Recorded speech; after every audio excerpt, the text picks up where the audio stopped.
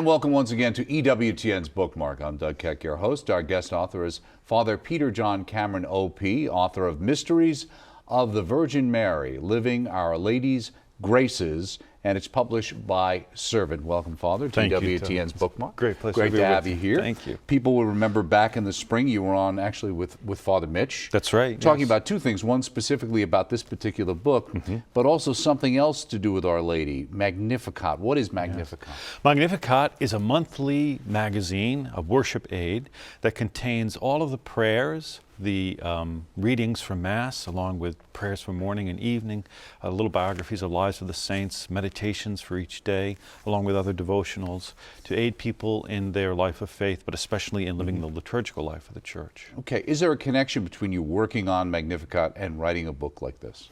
Well, Magnificat comes from Our Lady's hymn of praise that she sings at the Visitation, and so much of the work of the Magnificat really is inspired by the role of the Blessed Virgin Mary in our life of faith. So in that respect, there's a really big connection. Yeah. Now you have this book, you've written other books, Yes. and you're the editor of Magnificat? Yes. Okay, so did you come up with it some sort of writing English journalistic background? Is it something you just kind of stumbled into? How did that develop? I have a kind of a strange background. My background is in playwriting, believe it or not. Oh, really? Okay. But I've always dabbled in spiritual writing, and in the early 1990s, I was approached by the then editor of the National Catholic Register, which I understand now is owned by EWTN. Division of EWTN, right? Yeah, right. and I did some writing for that newspaper over a period of many years. I wrote series, and at one point I became a managing editor of that newspaper. Oh, wow, okay. Yeah. And so over the years, I kept my finger in it, and when the publisher of Magnificat was looking for an American editor for the new version of Magnificat, I was approached. So Now, is this the first book you've written about Our Lady? I'm not familiar with your other books. What are the other topics you've dealt with? It is the first book about the Blessed Mother per se. My other books are on preaching, so there are 3 books that are sort of homiletic helps. That makes sense. OP, Order of Preachers. Well, my other job is I've been a professor of homiletics for many years. Yeah, and then so I wrote a book. Homiletics getting better? I don't know. I don't know if it is. It's not my fault. You know. I hope it is getting better. Okay. But. Now, I noticed the dedication right at the beginning, you say, "For my mother who loves the Blessed Mother." Yes. Did she pass that on to you? She really did. I don't think she realized she did. But my mother has a great devotion to the Blessed Mother. One of, there are little icons of religious art in the house that really stick in your mind. She had this beautiful statue, I guess it was a Hummel statue of Our Lady, and she's a great devotee of the Rosary, and just the Blessed Mother was a very active part of the way that our family prayed. Right before it goes through the contents of the actual book, and we can talk about how you laid it out, except chapter by chapter, and thinking back to when you were on with Father Mitch, it was right around the time, I believe, of the beatification of John Paul II. It was, and his quote here, "Mary does bring us closer to Christ. She does lead us to him, provided that we live her mystery in Christ." And that's, of course, Pope John Paul, now Blessed John Paul II. Why did you decide to put that quote there? Was that your decision, your editors? And why do you think Pope John Paul, Blessed John Paul, had such a devotion to Our Lady? Well, that was my decision, and for me, that quote captures everything. It's really pretty mystical if you think about it. The mystery that Our Lady lives is the mystery by which we're introduced to the heart of Christ himself. I mean, John Paul II, now blessed, had a profound devotion to the Blessed Virgin Mary. His papal motto was Totus Tuus, and he spoke about how formative, how absolutely influential St. Louis de Montfort's book, True Devotion to the Blessed Virgin Mary, was in his own life. And in that book, Louis de Montfort says that the reason why Jesus is not well known in the world is because his Blessed Mother is not well known. So the more we come to know the Blessed Virgin Mary in our life, the more we come to know and love Jesus Christ. And if we don't have this tender sort of familiarity with Mary, then there's something lacking even in our knowledge of Christ. It seems, or a lot of people's perception is that for some period of time, let's say after the council, there seemed to be that Marian devotion wasn't as popular, maybe it wasn't accented as much in the local parishes, or at least it seemed that way. And some people would say that even with John Paul II, they say, well, you know, he lost his mother early. That's why he had this kind of special devotion, and that's why he was so Marian. Would you see it that way? I don't see it that way. I can't really comment too much on why there was this lapse in the interest of the Blessed Virgin Mary, but I think it was all of a piece. I mean, there was a period of time in which Eucharistic adoration seemed to fall out of favor. There was a period of time in which there was experimentation with the liturgy. There just seemed to be a kind of a dissatisfaction on the part of many. And when that all settled, their heart was still restless, as St. Augustine said, and they were looking for what would really bring that kind of satisfaction. And the Eucharist was at the core of it. Being faithful to living out the liturgy was at the core of it, and the Blessed Mother as well. Okay. The format of the book itself kind of runs through Our Lady's life. Yes. And you talk about the mysteries of the Virgin Mary. Does it have something to do with the Rosary? What mysteries are you talking about?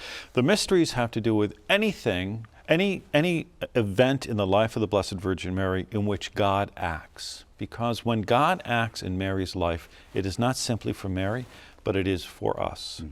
So, for example, in the Rosary, we celebrate the mystery of the Visitation. So that's a moment in Mary's life when, after conceiving Jesus in her womb, Mary went to visit her kinswoman Elizabeth. It's something that happened.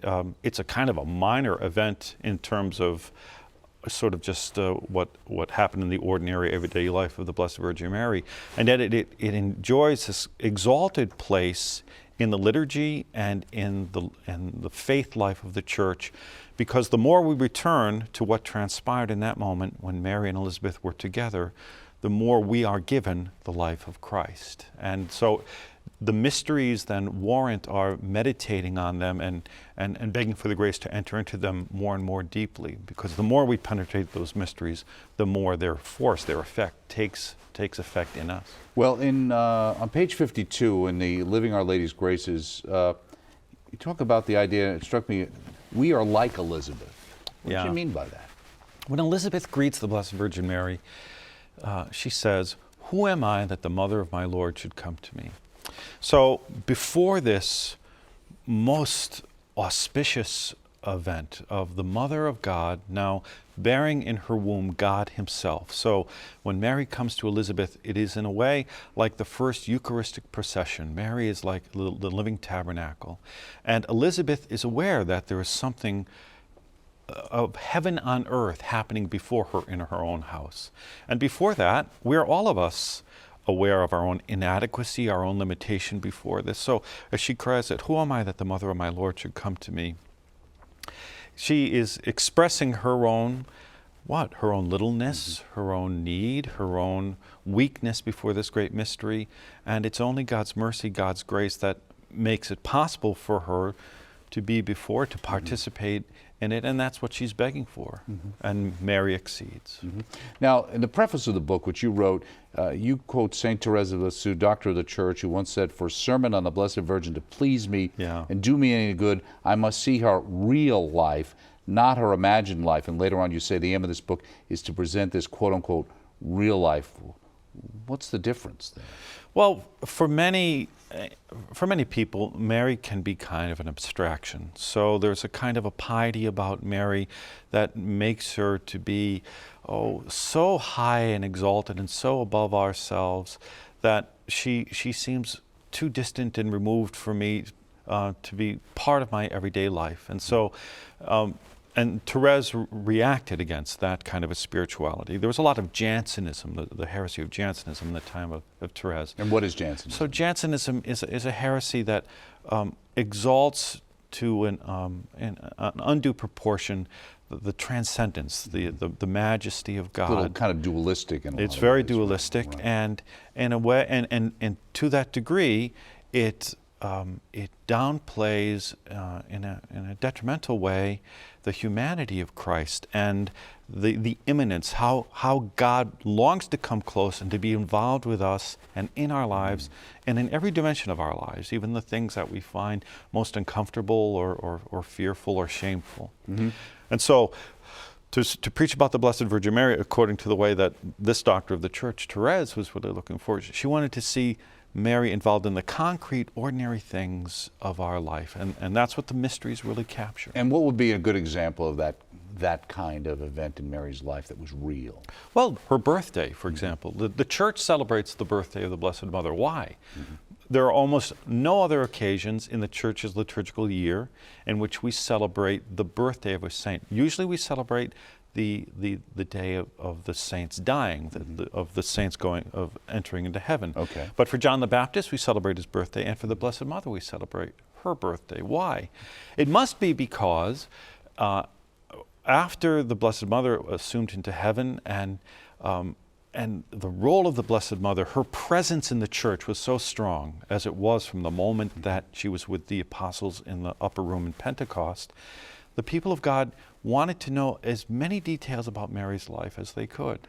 And so they wanted to know about her birthday. Because if you think about it, and I bring this up in the book, we don't know the birthday, for example, of Aristotle or Plato or any of the great heroes of world history. Do you think Aquinas knew Aristotle's mother's birthday? Maybe so. Well, he does now. I was reading that. I was thinking maybe Aquinas would tell it. But we do know Mary's birthday. Why? Because the people of God needed to know this, because by knowing that fact, they could celebrate her, and they could enter into her life and to the great gift that God gave us when Mary was born in a new way every time they celebrated that feast. There's also a quote right after that that's interesting because it's from Paul VI, and we talk about Vatican II, people downplaying Our Lady, and obviously that wasn't really the case. Yeah. And in this, he talks about the idea that the Church's devotion to the Blessed Virgin is intrinsic to Christian worship. It is, yeah.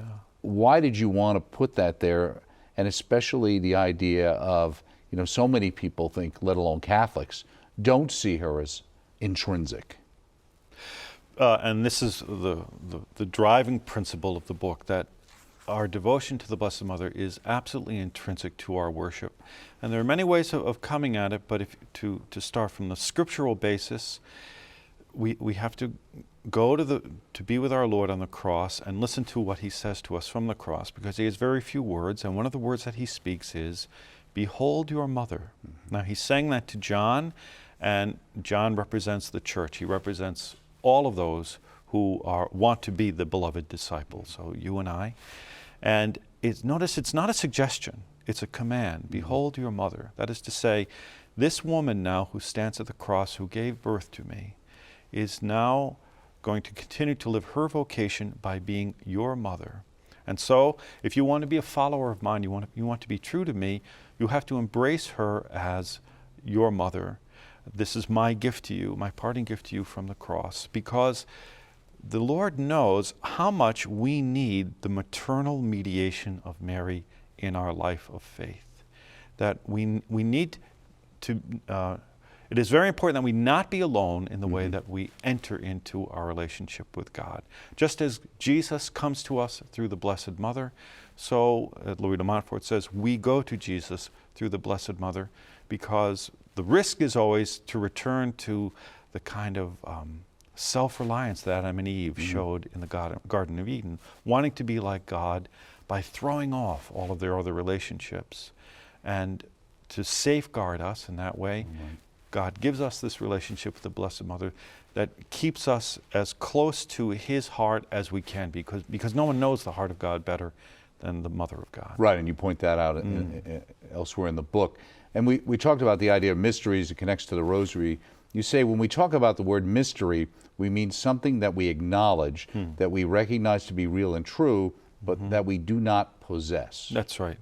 So a mystery is something that corresponds to our heart. We see it and we know that this is for us, but our mind, our reason can't exhaust it. So no matter how much we try to figure out a mystery, there'll always be something more to it, and that's a grace.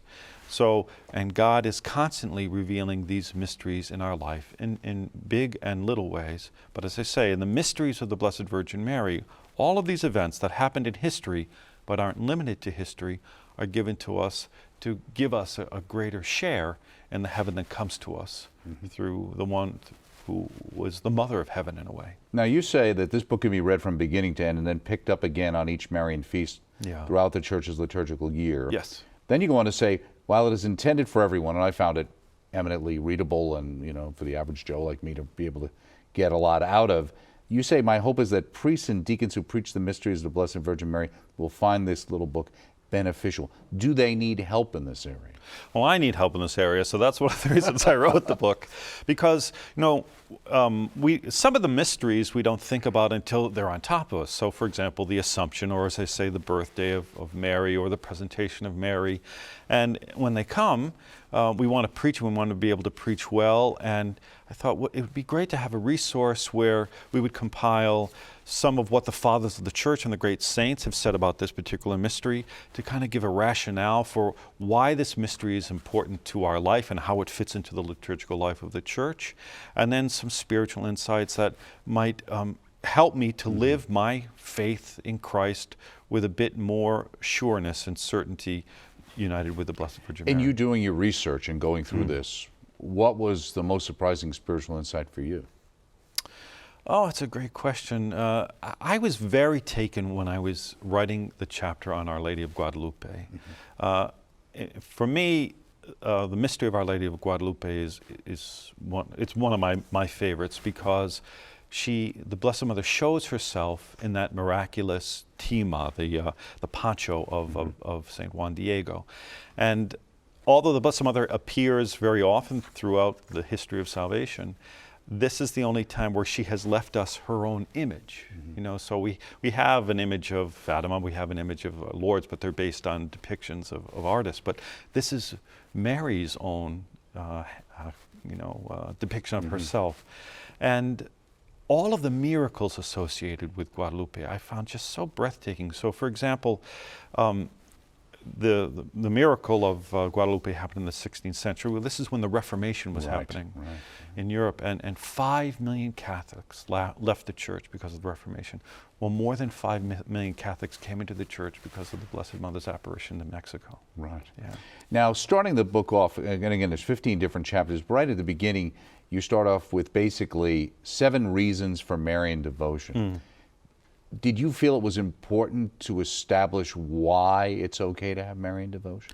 I did, because when I was writing the book, in the back of my mind, I had in mind those who either have a resistance to the Blessed Mother, or, as we were saying before, have an aversion to devotion to the Blessed Mother.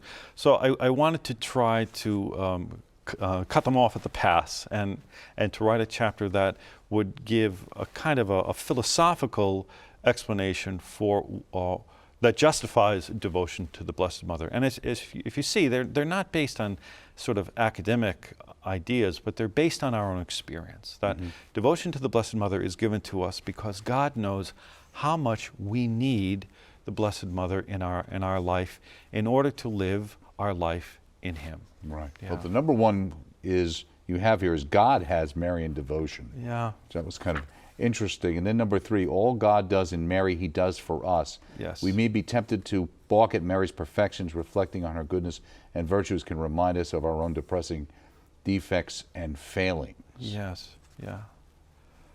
And then you also say Our Lady is our principle of purity before God. On the other side, if we're honest, we'll admit that we do not possess the innate worthiness to stand before God as His equal. Right. And so many of the saints say that the only one who had in herself the worthiness and the virtue that made it possible for God to give Himself to her without any other intermediary is Mary.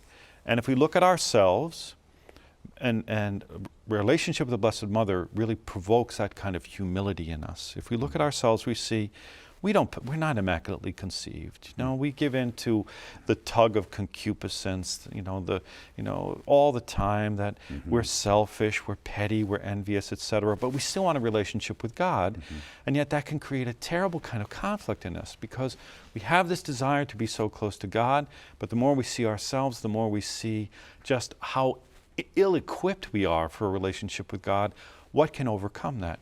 Mary, the Immaculate Conception, overcomes that. She's given to us. And all God asks is that we accept this gift of Mary's maternal love.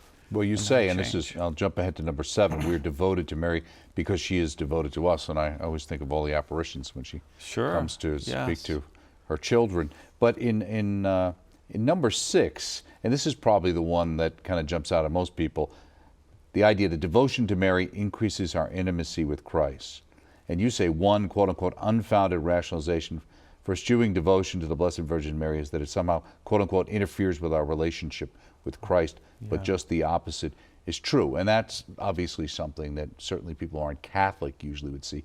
Why are you putting her in the middle of this relationship that you have personally with Christ the Savior directly? But it makes sense, again, when we look at our own relationships and we look at how we grow in friendship. You know, for example, when a man and a woman fall in love and they decide to get married, one of the key moments in their maturity, in their intimacy, is when they decide to introduce each other to the man or the woman's respective parents. Mm-hmm. And why is that? Because I can't really know my beloved until I know her family, where she's from, etc.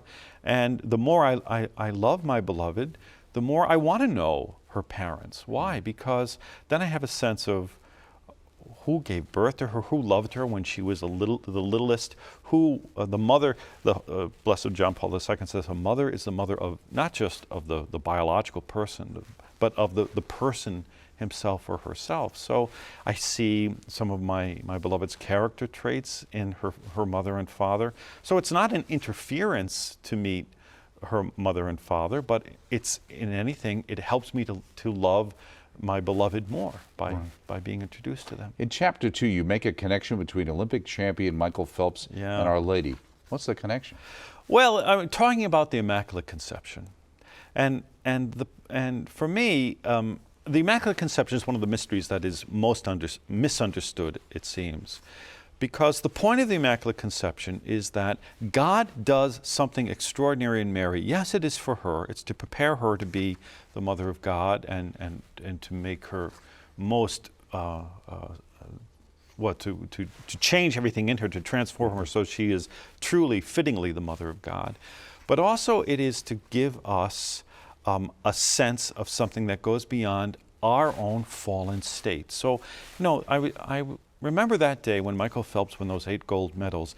All of the world was rooting for Michael Phelps. And at one point I thought, well, I don't know him. I'm not related to him. I mean, why am I so excited about what this man is about to do? And the answer is because if he were to do this, it would bring about a new greatness in humanity. You know, something that a human being has never done, has been done, and in a way the glory is ours because he's an American, I'm an American. You know, we're rooting for him as if he were one of our own. And it's the same when God, through his grace, immaculately conceives Mary in the womb of her mother Anne. Mm-hmm. Everything that happens in Mary is given to us. We're not immaculately conceived, but all of the grace that flows from the Immaculate Conception is ours if we simply love her as the Immaculate One. Mm-hmm. In chapter 7, Mary, the Mother of God, and we were talking a little earlier, you mentioned Adam and Eve, but I thought this was an interesting point. Adam was the only man in history who did not have a mother. Yeah. God saw what a mess it got him into and made sure that never happened again. He said, never again. If Adam had had a mother, maybe none of this would have happened. But it's very interesting that in restoring what was lost in paradise, we're not simply restored to the old way of relating with God, but rather we are given a mother who, whenever the temptation to become like God arises in us, we simply look at her face and we see that a relationship with her is better than trying to strike out on our own and being like God, as Adam and Eve were tempted to do. Who is Father Romano Cesario, O.P.? Father Romano Cesario is the senior editor of Magnificat. Okay. He was the priest who brought me into the Dominican order. So was Magnificat originally an Italian work? Magnificat is originally French. It was founded in Paris in the early 1990s, 1992, I believe. Okay. And then there was a German edition, and then the third edition was the American edition in English. Okay. And now there is also an edition in Spanish, in Polish, in Lithuanian, and in English for the United Kingdom. Mm-hmm. But Father Cesario was one of my professors, and I was helping on a retreat that he was giving in which the Blessed Mother was prominently discussed in his conferences. And so I asked Father Cesare after one of the conferences to help me understand why Mary's role is so vital for our own life of faith. So I really owe him a debt of gratitude. Well, how much research did you actually do on this, and how much time did you actually spend writing this book, or is it based on a lot of work you had done previously? Well, the book was something that I had wanted to write for years, but only after being approached by an editor from Servant did I set about going at it seriously. So I took all of the conferences that I had given over the years, but then I spent about a year doing some additional research because I really wanted to study the fathers and the saints to see what they had said. And I wanted to try to put this together in a way that gave it a nice logical flow. So it's the work of many years of research, but then 1 year of intensive research. And when do you find time to write? I do most of my writing in the morning. I get up early, and because it's quiet and the phone doesn't ring, etc. Right. Yeah. Another book in the works? Yes, I'm writing a book of novenas that should be out soon. Great. Yeah. Well, make sure you stop by when that book's out. Thank you. Thank you. Pleasure having you here, Father. God Great. Bless you. Speaking here with Father Peter John Cameron, O.P., author of Mysteries of the Virgin Mary, Living Our Lady's Graces, and it's published by Servant and available through the EWTN Religious Catalog. Join us next time right here on EWTN's Bookmark.